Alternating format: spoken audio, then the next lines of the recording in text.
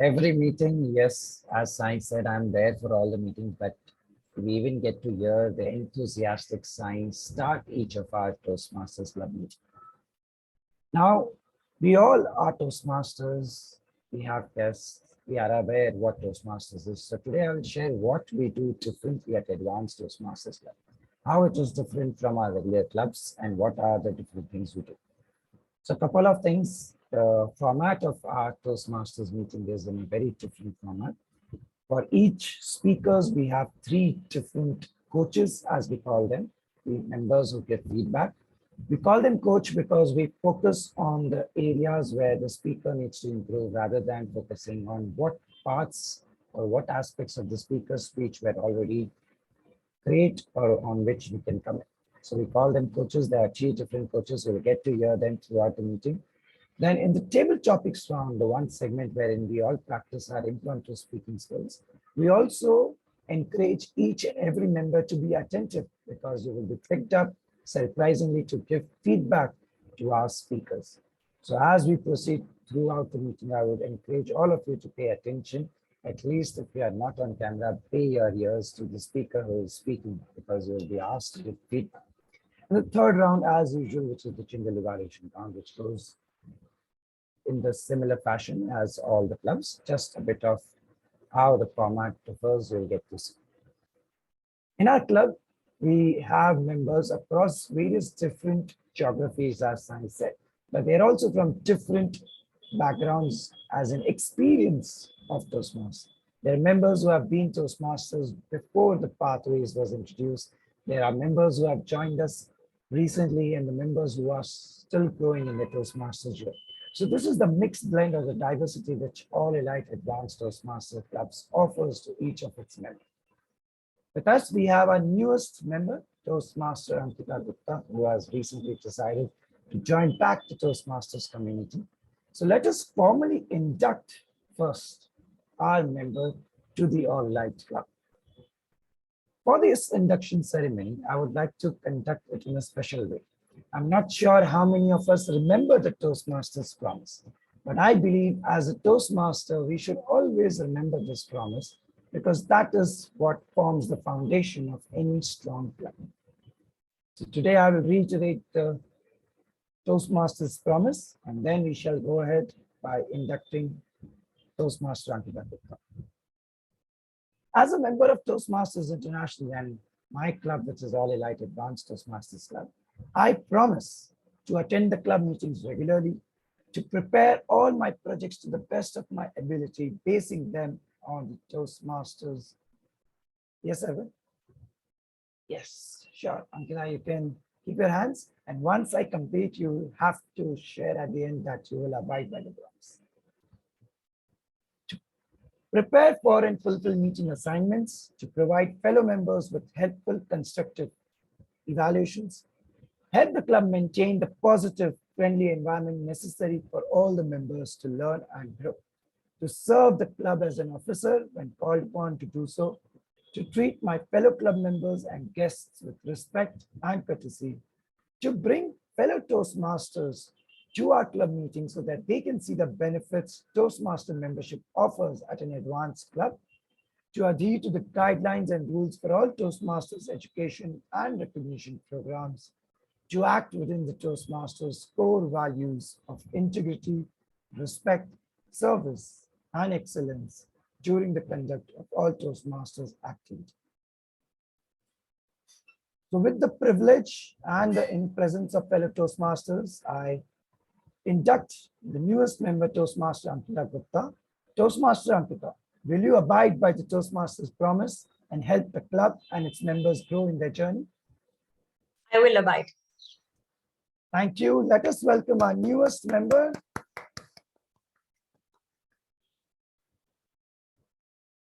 All right.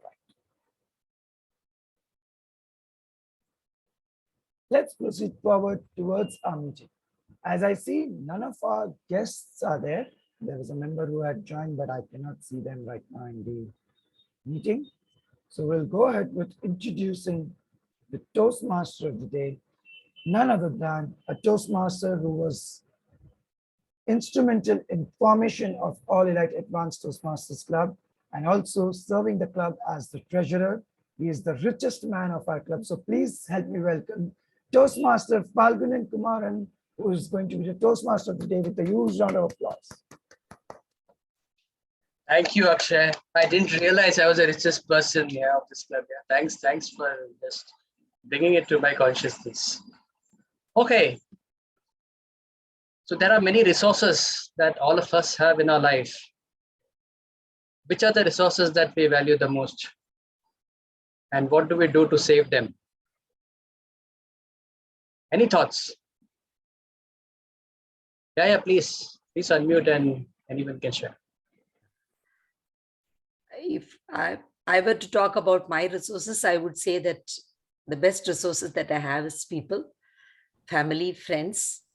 So the best thing that I do is communicate with them, be in touch with them, try to understand them more than expecting them to understand me, help them wherever possible, be there for them always. Very nice perspective. Yes. How about others? What are the resources that you have and what do you do to take care of it?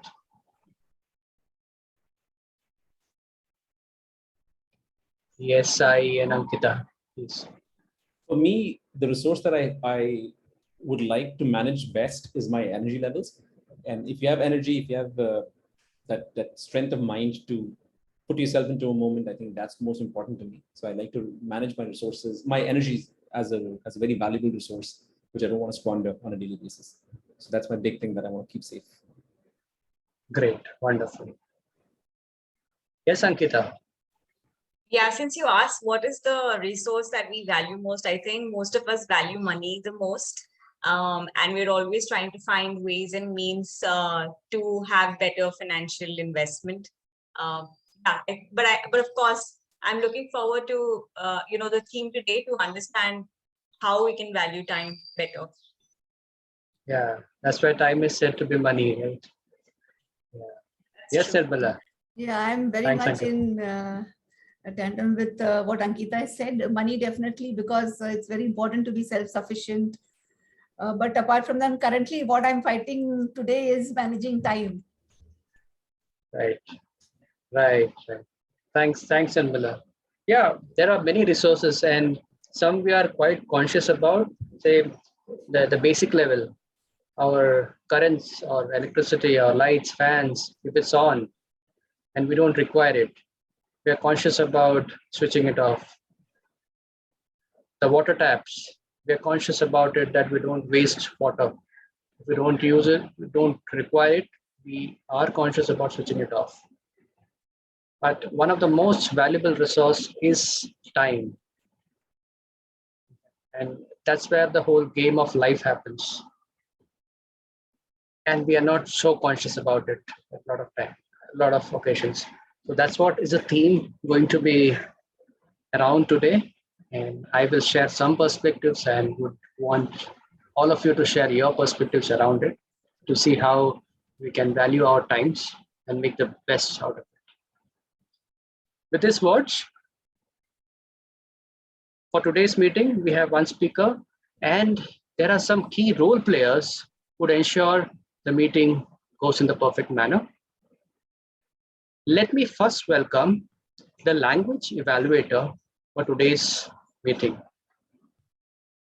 And while I welcome the language evaluator, I would want her to answer one question.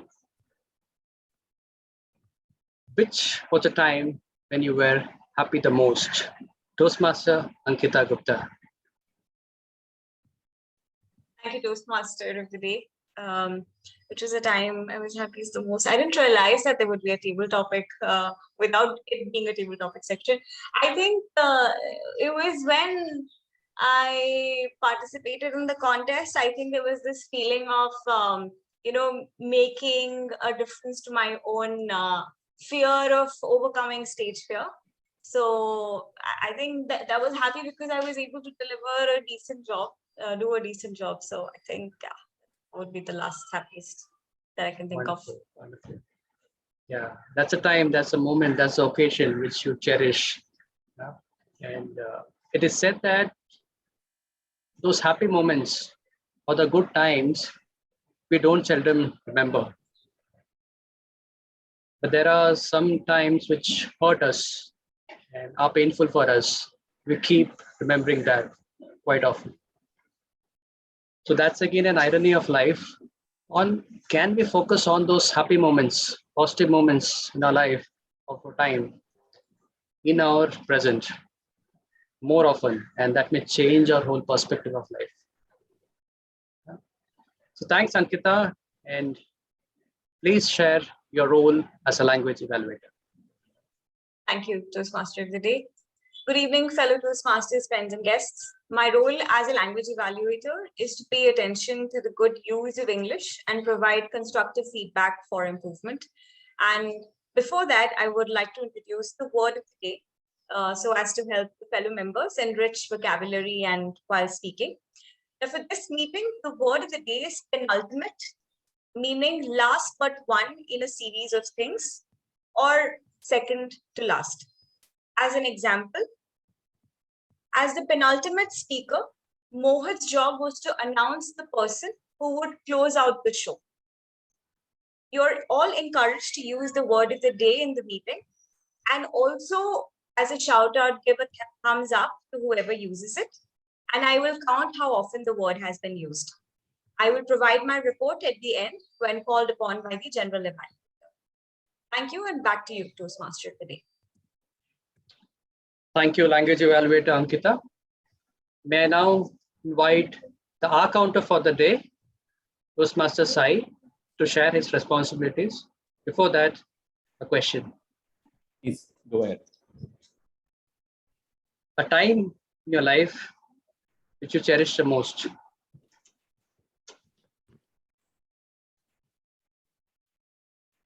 It's not a specific moment in time which I thought I should never let go of, but it's the period of my life when I was I was no longer a child. I was no longer not ready to go into college yet. Those formative years of my teenage, I think those were the years, the penultimate years before I would set off into the world and became my own person. Those are the years I cherish the most, because those are the years I was at home. I was closest to my parents at that moment. I was able to spend a lot of time with them, understand them, and be understood by them.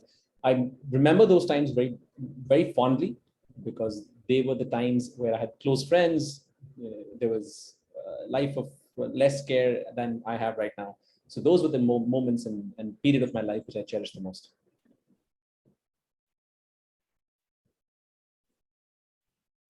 Thank you, Toastmaster Sai. Please go ahead and share your role as our counter for today. Ladies and gentlemen, there's only one person in this meeting who's allowed to say, and that's me. At the end of the meeting, I'd like to relax, sit back and say, what a meeting. But that can only happen if you, my fellow Toastmasters, refrain from using fillers, filler words, filler sound, double starts, false starts, any of those things during your speeches. And that's the only time I'll be able to sit back and relax and say, this meeting was as good as it gets, which is what my role is going to be. I'm going to be listening very closely to see if any of the speakers today, be it prepared speakers, people who are participating in table topics, people who are called up impromptu to give evaluations, if any speaker on the main stage uses a crutch sound, a filler word, like the crutch sounds being like filler words like so, like, and so on and so forth. They make a double start. For example, they start talking about something, but they realize they're going nowhere with that thought. They backtrack and start again. Those things, or like those kind of things where you're saying the same word twice. I'll be making note of all that. I'm hoping that at the end of this meeting, I'll be able to sit back and say, this meeting was perfect. And that's going to be my role. I'm the R counter. I'll be counting R's. If I get 0 R's, I'll make that 1 when I say Back to you, Toastmaster of the day. Thank you, R counter Sai. And now may I invite the role player who's related to the theme of today, Toastmaster Akshay. And one question before you share your role: which is a time of your life which you value the most? Thank you, Falgun. The time of my life which I value the most would be the morning time, because that is the time when I'm free from all my thoughts and I'm on the trail riding cycle. That is the time which I value the most.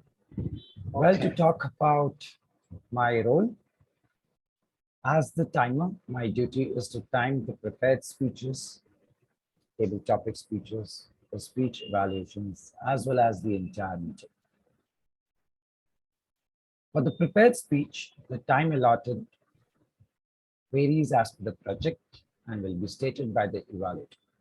For example, if the speech time is 5 to 7 minutes, I shall show the green card in my virtual background in this way.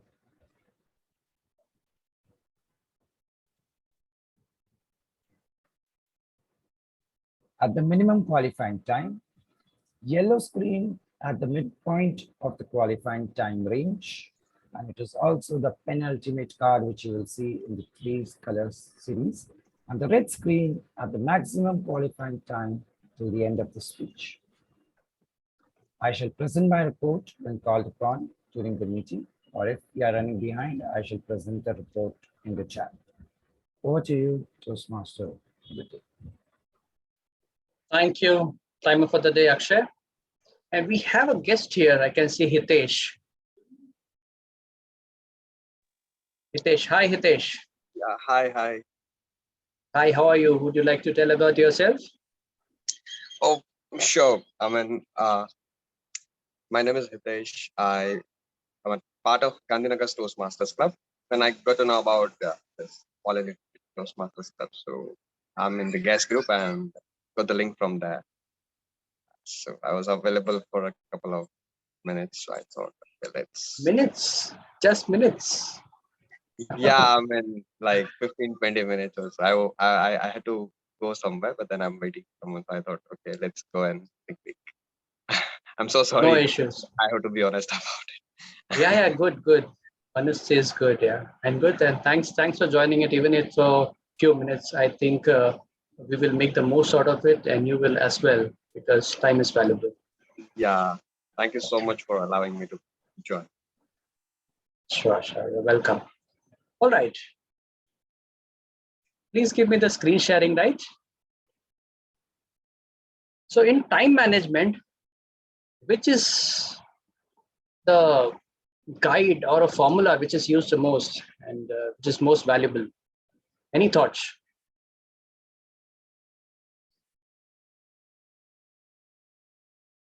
If you have attended any time management training or anything, this is something which cannot be missed. What would that be? Yes, Kirija. We talk about setting smart goals so that you can keep Yeah. track of your time. So Hmm. specific, measurable, attainable, all those characteristics have to be met with so that you can Okay. achieve your goal in time. That Hmm. helps you keep track of how well you follow within the time. How are you able to achieve those goals? Yes. Goal setting is said to be the first step in time management, no doubt about it. Because what's our goal in life? What do we want to become in life? Yeah, and that's a starting point. If there is a clarity around it, then we can work towards making it happen with all our plans in place. So thanks, Kirija. Anyone else? Yes, Hitesh, I can see you raising your hands. Yeah, so I watched this TED talk which said that we are in the era of third generation of time management. What does that mean is that second era was about making that matrix of dividing our task as per urgency and importance.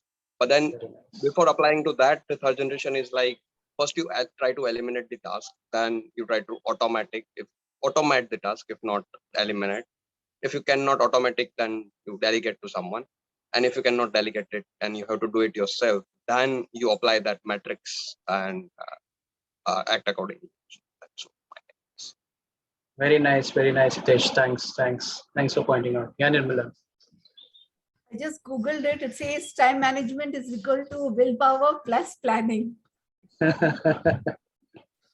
Okay, great. Made sense to me. So I'm going to share about urgent important matrix, which Hitesh just touched upon. He said second generation. And I feel this is where the crux of all the things lies of our life. And if we are able to utilize it nicely, it is a great productivity and time management tool.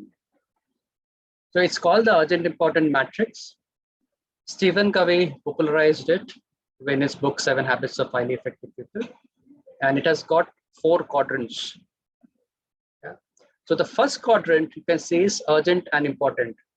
What is urgent here? What is the difference between urgent and important? Given? Share. Yeah, urgent is something that needs to be done immediately, whereas important is it is for the long-term goal of life. It is required, very much essential, but it is not time-bound. Not immediately it has to be completed.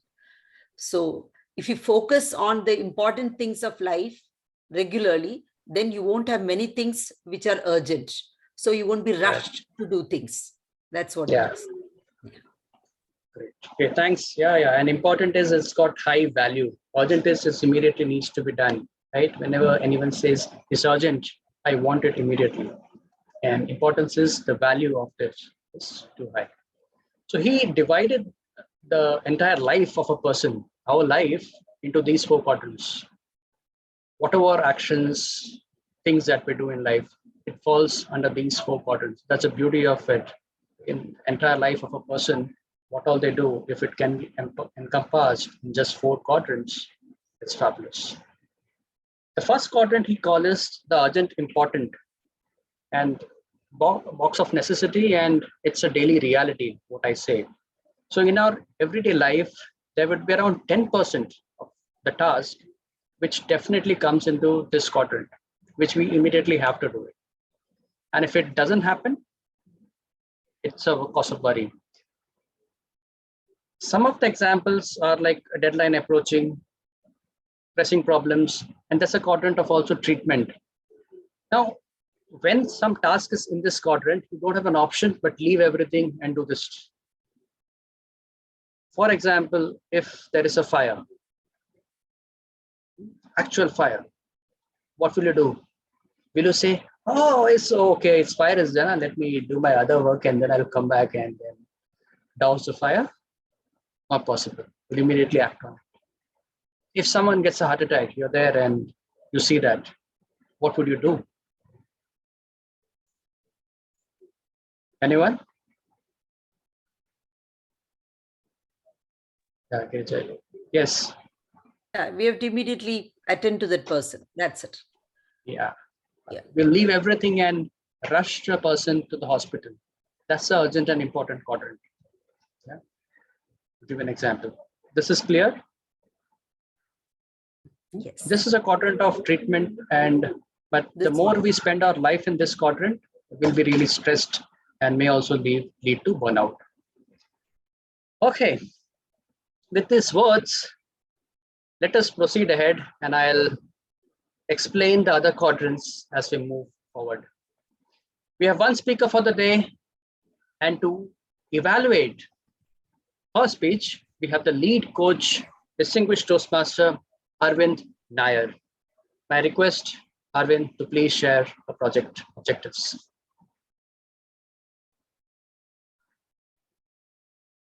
Thank you, Toastmaster of the Day. The speaker is attempting a level 3 project 2 from the part Persuasive Influence. The purpose of the project is for the member to practice writing a speech with an emphasis on adding language to increase interest and impact. Timer, please note, it's 5 to 7 minutes. Over to you. I'm sorry, do I need to mention that we do have 2 more people who would assist me in this evaluation? One is the delivery coach, which is Girija, and the other is the content coach, which will be Raj. Thank you. Thank you. Thank you, Arvind. Yes, The content coach, which will look at the structure, the words used, and the overall speech, how it has come out. Whereas the delivery coach, which looks at the voice modulation, the body language used by the speaker. And definitely the lead coach, which looks at the speech objectives. So this is how all the coaches are divided into. Let's welcome Toastmaster Nirmala Menon. Toastmaster Nirmala Menon, you guess. You guess, Toastmaster Nirmala Menon. Thank you, Toastmaster Falgunan. Good evening, fellow Toastmasters and esteemed guests. Today, I am attempting to talk about a small part of our history pertaining to India's journey towards independence. I will be talking about a specific personality. At the end of my project, I will request you to identify this personality. Year 1907, a time when India was in the clutches of the British Empire. In a sprawling little village of Banga in Punjab, which is now in Pakistan, a little boy was born. At the time of his birth, he must have let out a roar, not a cry, mind you, as he was nothing less than a lion whose voice and actions would soon make history, a soul who would live on to become an icon of unconditional love for his motherland. He grew up, studied, played, did mischief, got scolded, just like any other young lad in the neighborhood. As time went by, this boy grew up to become a young, strapping youth, entering into yet another phase in the adventure called life. He grew up with robust and healthy sentiments, which slowly engendered by the environment of falseness and shallowness around him, created a repugnance to legal ordinances and encouraged habits of rebelliousness against the British. Everywhere he went, he saw strife and sorrow, to the extent that the people started believing slavery was a way of life. It's sorrowful to say the young lad grew up. He grew up in a matter of months. Now, nothing mattered but freedom for his soil. A young man, courageous, brave, he knew he had a role to play in removing the word slave from India and freeing it from the merciless rule of the British. Enough is enough, he said. I will do what I feel is right. My country is mine and she will be free. He participated in several acts of sabotage against British institutions, including an attempt to bomb the Central Legislative Assembly in Delhi. Come to year 1928, this young man and an associate, both members of a small revolutionary group, shot dead a 21-year-old British police officer. The bullet was meant for a senior officer who was well known for his treacherous and cruel ways. He was the officer responsible for the idol's death. Unfortunately, the infidel bullet pierced the wrong person, and he did so willingly, sealing our brave soldier's fate. He was blamed by the British for the officer's death, and the punishment, death by hanging.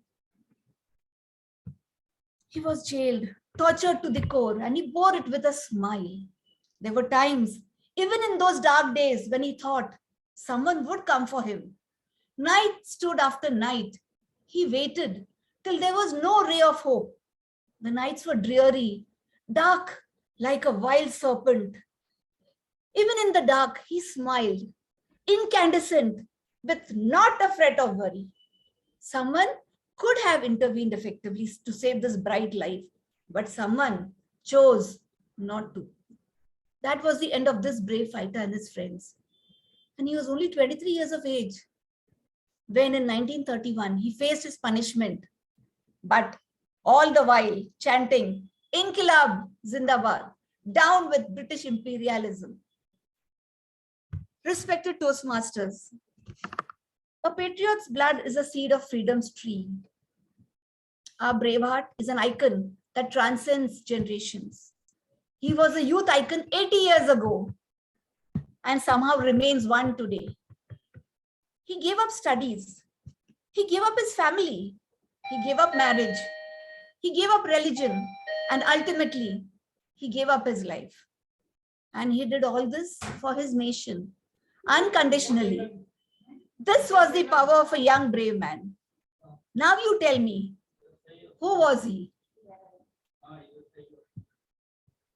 Bhagat Singh. Perfect. Over to you, Toastmaster Falgunan. Let's give a big round of applause to Toastmaster Nirmala for this powerful speech. I think we can unmute and give the clap, you know.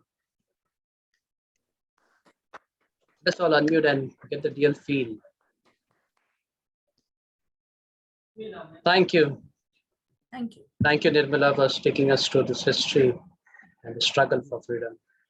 It was fabulous. It made the things lively. Okay. Moving forward, let me continue on the journey of urgent important matrix. And as you are listen to the speech, one more thing, if there are any inputs, any observations that you had for the speaker, you may please share it on the personal chat with the speaker. We have looked at the quadrant 1, which is called as the box of necessity or the daily reality. The question to ask is, if 10% of our daily task is supposed to be there in this quadrant, why is that a lot of time we end up in that quadrant? Most of the time of humans, we spend in quadrant 1, apparently. Can anyone think what can be the reason? Because we don't work in the second quadrant. Very important things are important before they become urgent. If we complete them, then they won't become urgent. Like, for example, the two examples you gave, like fire and heart problem. If a person does regular checkup, then probably that situation won't arise.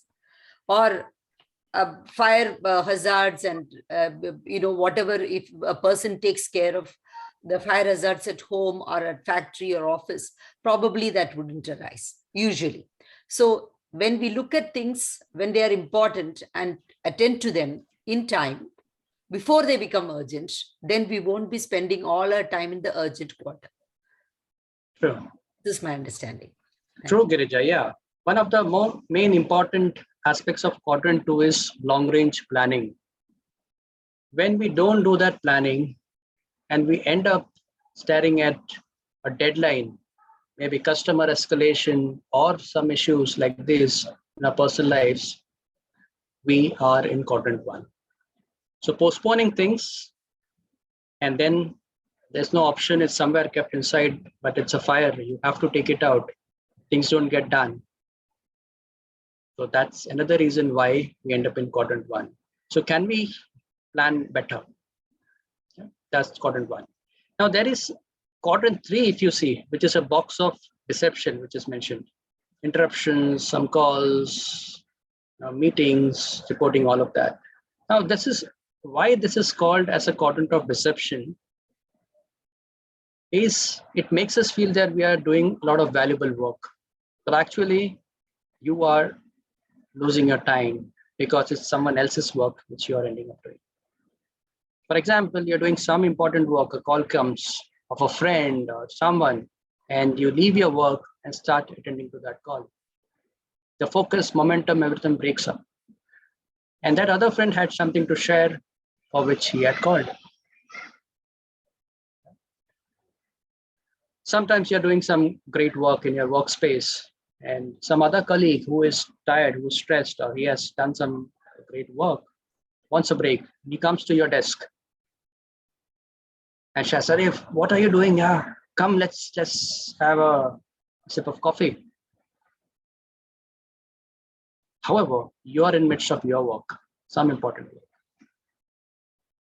And you leave that and go along with your friend. Yeah. So that's a box of deception we need to be wary about, because else you will lose your time, and time is life. And there's also quadrant 4, which is there, which is called a box of waste. And unfortunately, because of the social media, we are getting sucked there. Earlier, when the research happened all across on this 4 quadrants, can you imagine? That was way back around 10 years back, where human beings across the globe spend their time the most. Which quadrant would that be? Any guesses? Jamila is sharing quadrant 4. No, that's not the right answer. Any other guesses? Quadrant 3. Yes, Ankita, it's quadrant 3. Research said it's quadrant 3. It is not your own work, but you end up spending time for someone else's work. And that's where a lot of your time goes off. However, we don't know if the research happens today, whether it will change to quadrant 4, because the way the Netflix and other social media, Facebook, Insta, and all has come up, it's really sucking up of our time. Yeah, it's one of the biggest time waster if we are not conscious about how we are spending our time. Procrastination, busy food, reading just looking at the media, or some people just browse through the YouTube or whatever. If it's consciously done for a purpose, then it's valuable. When it is not, it's just binge watching, it's gone. Okay, and now we come to quadrant 2. But the quadrant of quality, but I would say it's the quadrant of leadership. We are all in Toastmasters and we say that this is a place where leaders are made. I would say this is the quadrant of the leaders in life, which involves long-range planning, which involves problem prevention. So like Girija gave the example of preventive health checkup. Can we do regular health checkup so that we can identify if at all there is any issue in the initial phase itself and take corrective action? So this is a quadrant of prevention. That means the problem doesn't become a fire. And where we are focused on this prevention, long-range planning, our life becomes much more easier, much more productive, much more meaningful. And the beauty is we will be able to achieve much more in life if we spend our time in quadrant 2. Relaxation, health, that giving time for exercise, all of that is quadrant 2, prevention. Relationship building, that's quadrant 2. We don't know when and how in our life it will benefit, but that's quadrant 2 activity. Giving time to our family members, all of that, building our capabilities, skills, that's quadrant 2. Okay. So the message from this is the more we spend our time in quadrant 2, that quadrant will expand. Now we see all the 4 quadrants of equal size, but there is a possibility that 3/4 of the overall life of a quadrant is quadrant 2. And when that happens, that's where we have really become a leader. Okay. So that's where we are able to plan and before deadlines, proactively complete our tasks, give time to ourselves for our own health, give time for relationship building, have our goals clarity. So this is all about the urgent and important matrix. It's also very important for us to prioritize in life. So if you have a quadrant 3 task and quadrant 1 task with you, which is the one which you'll focus upon?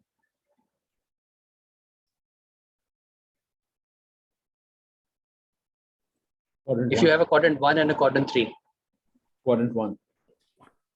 Yes. Yeah. You cannot leave quadrant 1 and do any other task of any quadrants because the fire will happen, the person will die, anything can happen.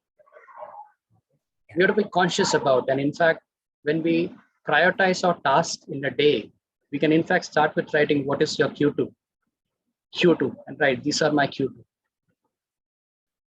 We can write Q1. So these are the 2 quadrants which we need to focus upon. The 2 quadrants which are above the midline, quadrant 1 and quadrant 2. That's where our maximum life needs to be there. Yeah, as I told, 10% is a possibility, something which is not in your control.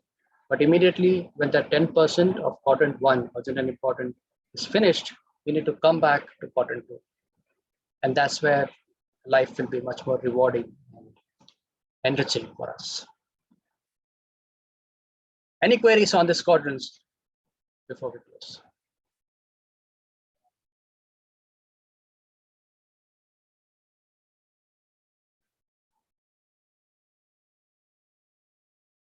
Queries, but I would just like to say that box 3 is a deception, and it is actually because people are more worried about the image, what others will think. So most of the time, in order to be people pleaser, we end up doing things which actually give us neither fulfillment nor satisfaction. And also the other person is not at the end happy because you are making them rely on you and not self-independent. Yeah. Thank you. Thank you, Girija. Thank you, everyone. Now let us move forward to the second part of our meeting. For this, let me invite the table topics master, Toastmaster Ankita Gupta, to take the proceedings ahead. Let's welcome her with a big round of applause. Thank you, Toastmaster of the Day. Good evening once again. I'm also the table topic master for this meeting. Now, this section is the impromptu speech section, wherein it's interesting because it gives everybody the opportunity to sharpen their listening, to organize their thoughts, and finally be able to deliver a structured speech.